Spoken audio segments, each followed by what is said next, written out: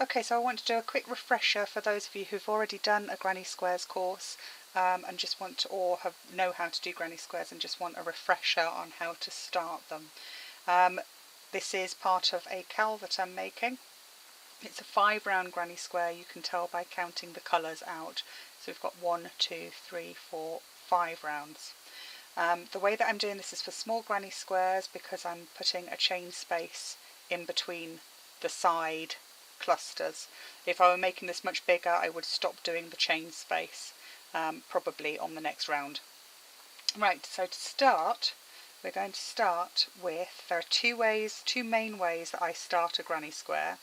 The first is if we do a slip knot, chain 4, 1, 2, 3, 4, then start working your clusters into that slip, the first of the 4 slip knots, like so.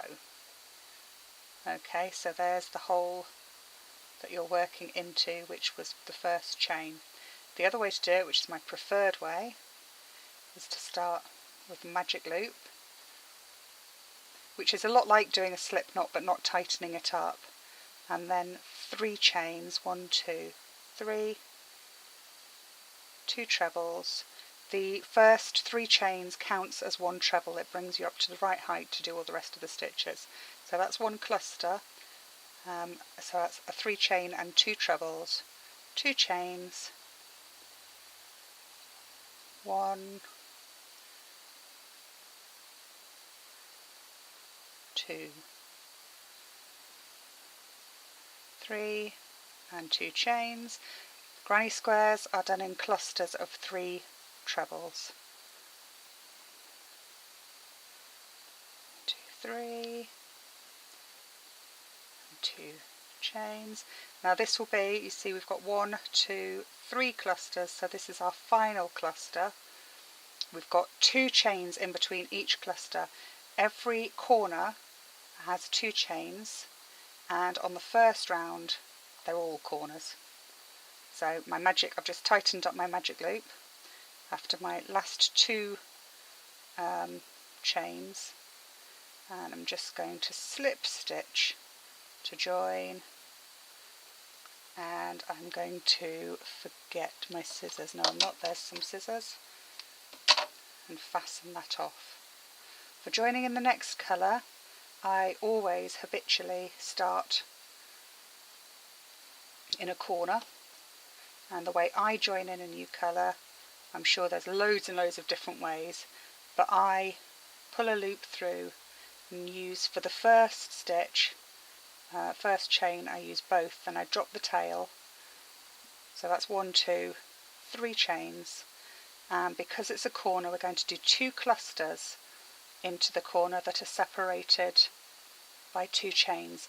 And the reason I always start in a corner is you can see I'm working over the tail, and the reason for starting in a corner is because then you have 2 clusters, so that's 6 stitches keeping that tail in place, which means that there's much less sewing in to do at the end. So there's our first corner. This is the start of a side, so in fact we're only going to do 1 chain before we move on to the next corner, which again has got 2 clusters separated by 2 chains.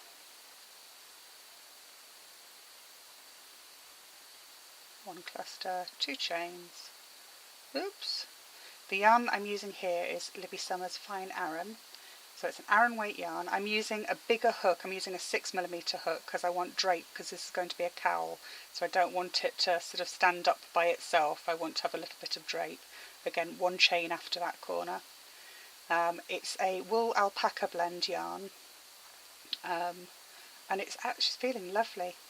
I've worked with the chunky before. In fact, I'm just going to undo that because I've just noticed on the first round I want to work that joining tail, the short bit of yarn in again to secure it.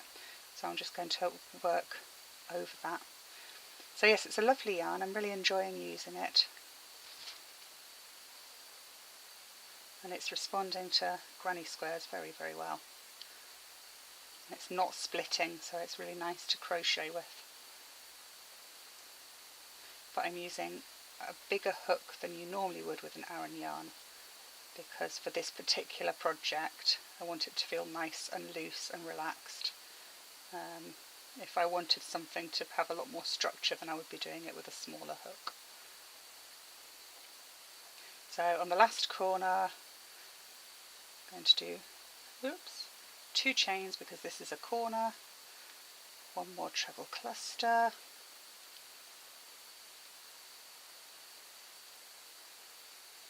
one chain before we go to join, and we're joining in the 3rd chain up, cut the yarn, so slip stitch through, cut the yarn and put it through. Now we're starting to see the construction. You can see these bits, these are going to be the corners. These bits are all sides and they only need 1 cluster in, not 2. So the next colour I'm going to use is blue. Again, I'm joining it in any corner, but again I'm using a corner. Drop the short end. So that's 1, 2, 3. Working over the end as I go. There are lots and lots of different ways to work granny squares. The reason I teach this way is because I think it's the most consistent for when you're learning. If you were doing just 1 colour, I would actually start, for example here, and count that as 5 chains, then do 3 clusters, and then on the way back round I would finish in here and do those 2 trebles and slip stitch to there, which leaves you in the right place to start in a corner again. However, this I think is good for teaching because it's the most consistent way. So this one has got 1 chain in between the 3 trebles, and again 1 chain, then we're going into a corner. Corners have got 2 chains. So we do our 3 trebles, 1, 2, 3, 2 chains, and another 3 trebles. Then going along to the side after that we will do 1 chain next. 1 chain, 3 trebles, and this goes on, like I said, if I'm making bigger than sort of 4 or 5 rounds I lose the chain. I would just go straight, instead of doing a chain I would just go straight into the next corner, because otherwise you tend to get a sort of floppy or skewed square. But if I'm just doing small squares then I've always put a chain in. Certainly at the beginning, the first few rounds grow sort of a lot more than the later rounds, so I think they need the chain. So, about to go into a side, so it's 1 chain,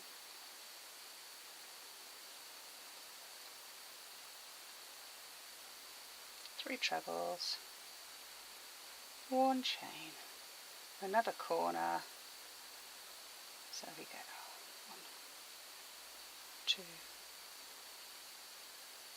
3 trebles, 2 chains, and another 3 trebles. So that's how we grow it. As you keep on, as you add rounds, you'll find that there's a lot more sides with just 1 chain or no chains in between them, but you will always have 4 corners in your square. I hope that's given you enough to remember how to construct your granny square, and you can just go on and make as many as you like or make them as big as you like. Thank you very much for watching, and I'm sure I will see you again. Hold on.